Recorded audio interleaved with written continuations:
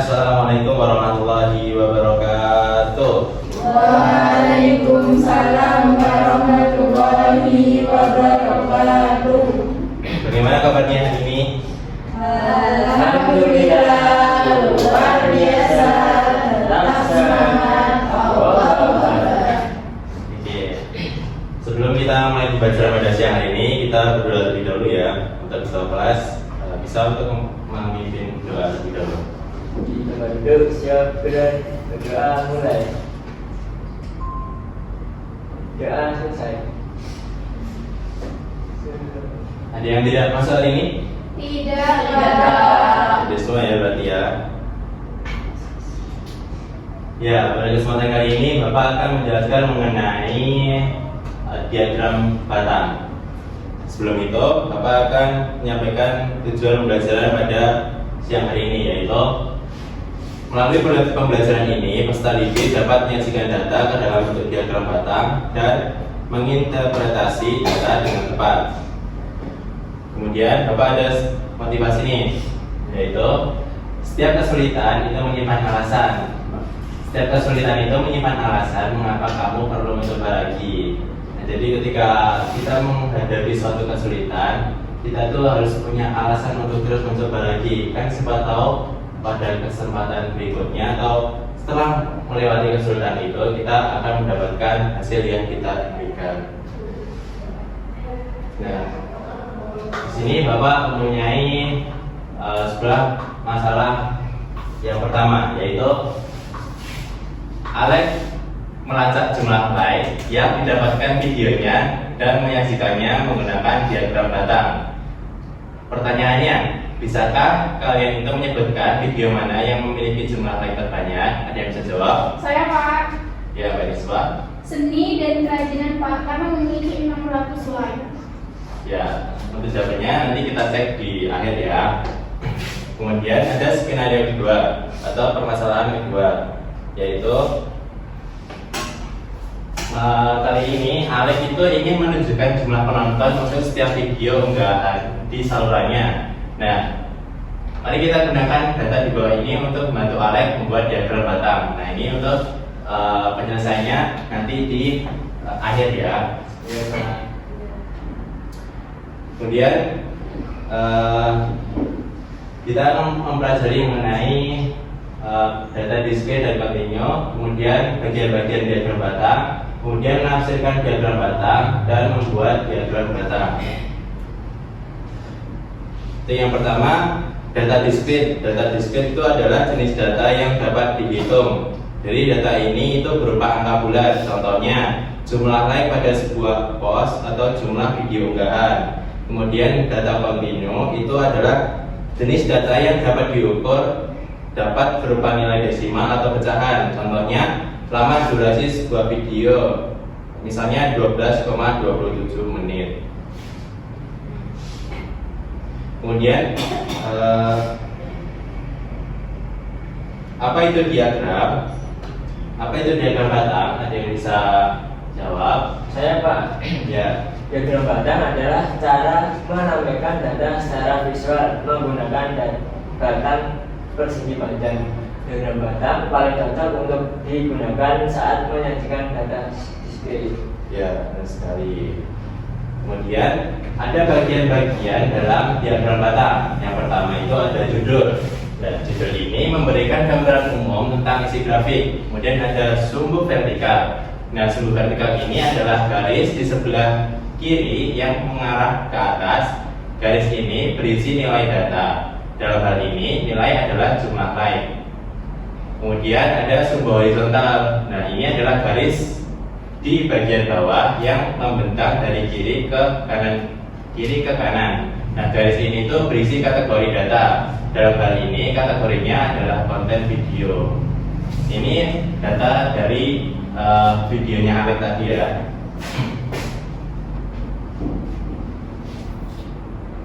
Kemudian menafsirkan diagram batang. Jadi setiap batang itu mewakili satu kategori dan tingginya itu menunjukkan nilainya. Semakin tinggi suatu batang itu, maka semakin tinggi nilainya. Semakin pendek batang itu, maka semakin rendah nilainya. Jadi di situ tadi adalah nilai tertingginya itu ada 600 slide dan nilai terendahnya berapa? 200.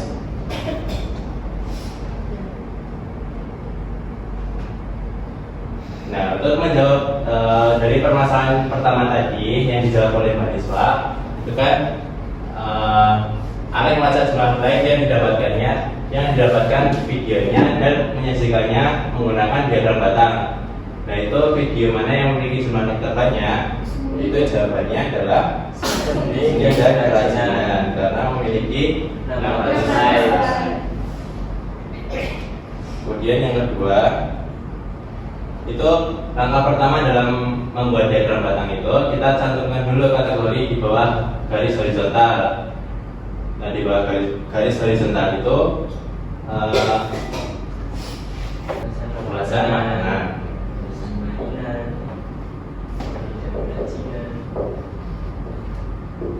Yang kedua tadi apa? Ulasan mainan. Yang ketiga seni dan kerajinan. apa? Kunjungan museum.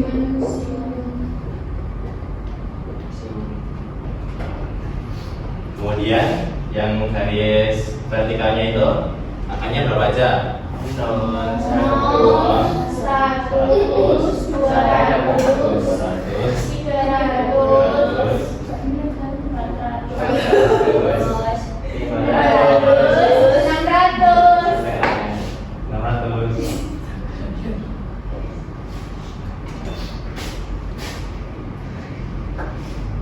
Kemudian kita masukkan tadi video unggahan yang di-upload oleh Ala tadi.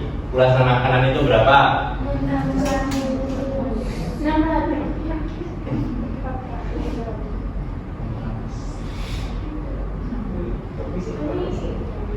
Nah, jadi untuk ulasan makanan itu berapa nilainya? 600. Nah, kemudian untuk ulasan mainan 300. Nah, kemudian seni 800. sampai tembok.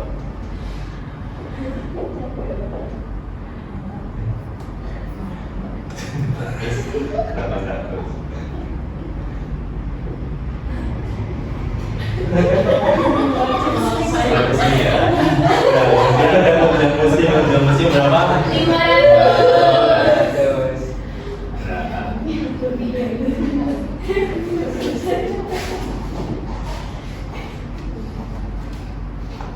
Nah, itu tadi untuk membuat diagram batang. Jadi kita tentukan dahulu ya apa namanya garis horizontal dan vertikalnya.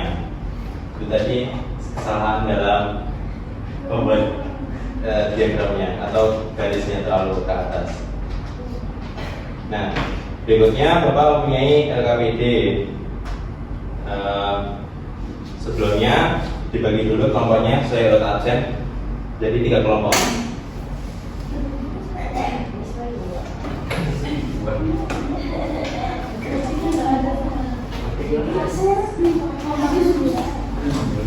Oh iya ya.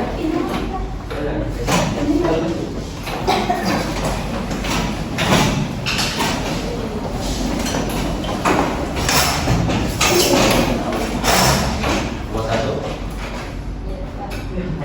kelompok 2, kelompok 3. Sudah.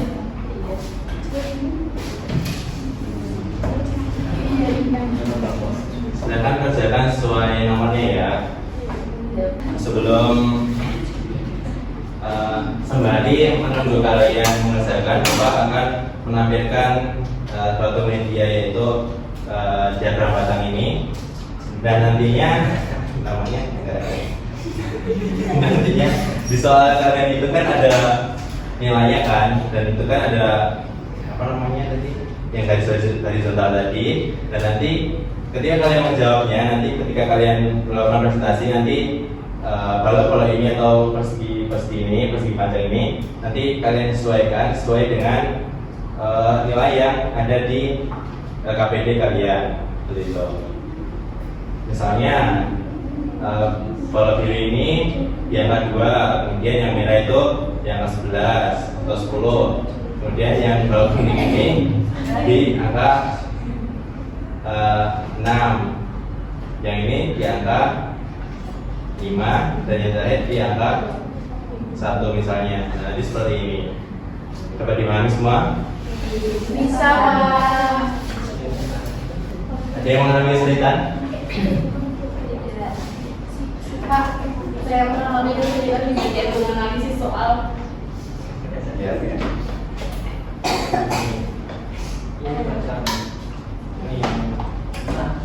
Susah. Sini kan ada suatu data kan, ini kan katanya kan robek dan nggak tahu ini robek siapa, ada purpose di sini ya. Nah itu kita tuh ditugaskan untuk membantu petugas purpose itu dalam mengetahui berapa nilai dari jumlah pengunjung itu. Nah kita masukkan ke sini soal nomor 1. Kan perlu dihasilkan laporan, kemudian ditambah saat tadi 40, kemudian dilakukan perlu diketahui ya, kita tulis 40, kemudian Kamis kita tulis 30, karena tadi ditanya 30, kemudian sudah 20. Iya, itu. Kasih Pak. Nanti lo punya sendiri.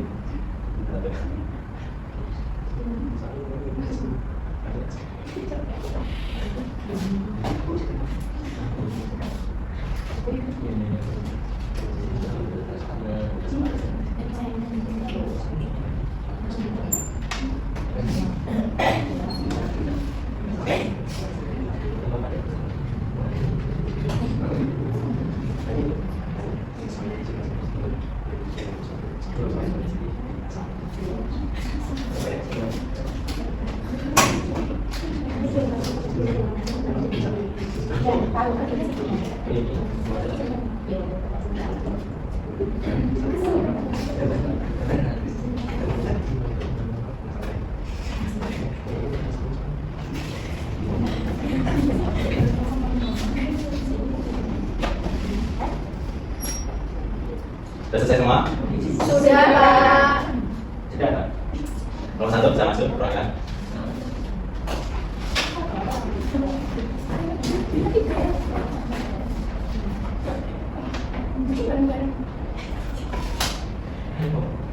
Misalkan ini apa? Coba yang kalian susun nanti. Yang soal pertama, kedua.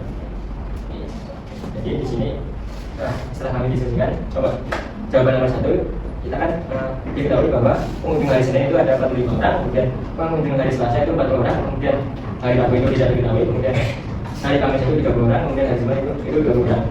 Kemudian diketahui juga jumlah seluruh pengunjung itu 197. Maka kita disuruh menentukan pengunjung di hari Rabu itu berapa. Jadi di sini yang 45, 40, 30, 20 itu jumlah semua, kemudian dijumlah, kemudian hasil jumlahnya itu tadi kemudian jumlah seluruhnya itu 197 dikurangi jumlah yang tadi 135. Jadi 197 kurangi 135 itu 62 orang. Jadi pengunjung hari Rabu itu terdapat 62 orang. Kemudian di sini nomor 2 disuruh membuat diagram data.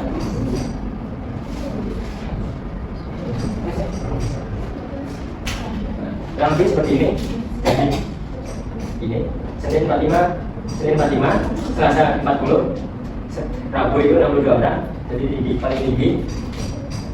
Kemudian hari Kamis itu 30 orang, kemudian hari Jumat itu 20 orang saja. Kemudian yang ketiga, berdasarkan diagram data yang telah membuat, kita disuruh menulis kesimpulannya.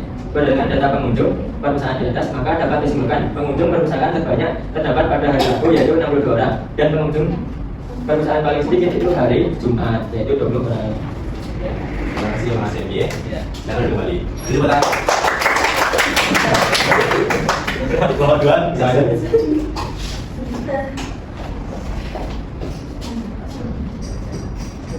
Untuk visualisasi diagram bataknya itu ada hari Rabu, hari Rabunya ada 3. Terus hari Kamisnya ada 8. Terus hari Jumatnya ada 6. Terus hari Sabtunya ada 9. Terus hari Minggunya itu ada 10.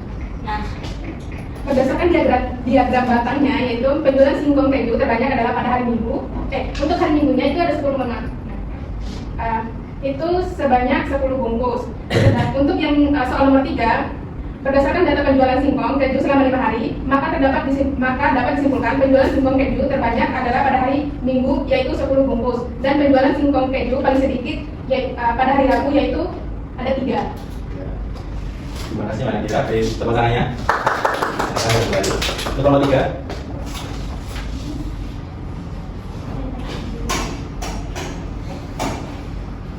Di sini kelompok 3 memperoleh soal, yaitu Didi ditugaskan oleh gurunya untuk mewawancarai 24 orang teman untuk mengetahui jenis oleh-oleh yang paling disukai oleh teman Didi. Berdasarkan hasil wawancara diperoleh makanan kesukaan yang tertinggi yaitu singkong, yang dimana 10 siswa yang menyukainya, sedangkan enting-enting kepuk 6 orang, getuk 5 orang, dan ampiang 3 orang. Selanjutnya, oleh-oleh khas Salatiga apakah yang paling disukai oleh siswa? Yaitu singkong keju, karena paling banyak disukai siswa, yaitu sebanyak 10. Nah, selanjutnya berdasarkan diagram batang tersebut, apa saja yang dapat kalian simpulkan? Jadi, berdasarkan data diagram batang di atas, dapat disimpulkan jenis oleh-oleh khas Salatiga yang paling disukai adalah singkong keju sebanyak 10 orang, dan oleh-oleh khas Salatiga paling sedikit disukai adalah ampiang, yaitu sebanyak 3 orang. Tepuk tangan buat Niswa.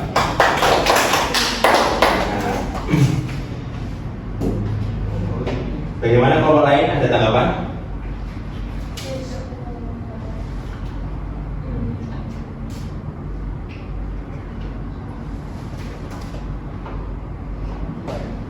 Dari ketiga soal tadi ada tanggapan? Kelompok kami sama Pak jawabannya. Kami juga sama Pak.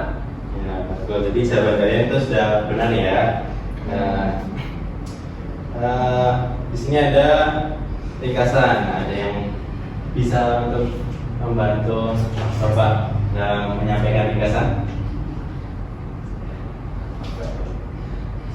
Saya Pak. Ya, Mas Hendy. Ringkasan dari hari ini apa? Data diskrit adalah jenis data yang dapat dihitung. Data ini berupa angka bulan. Sedangkan data kontinu adalah jenis data yang dapat diukur, dapat berupa nilai desimal atau pecahan. Contohnya data diskrit itu jumlah like pada sebuah post, kemudian jumlah video kan. Kemudian untuk contoh data kontinu itu lama durasi suatu video setengah 12 menit dan 16 detik. Kemudian diagram batang adalah cara menampilkan data secara visual menggunakan data persegi panjang. Dan diagram batang paling cocok untuk digunakan saat menyajikan data diskrit. Ya, jadi ya kesimpulan dari pembelajaran kali ini yaitu tadi data diskrit, data kontinu, dan diagram batang. Kemudian Bapak ada asesmen sumatif, nanti dikerjakan di rumah masing-masing ya, nanti dikumpulkan minggu depan. Mungkin itu saja yang Bapak sampaikan pada siang hari ini. Kita tetap bersama-sama dengan bacaan hamdalah. Alhamdulillah.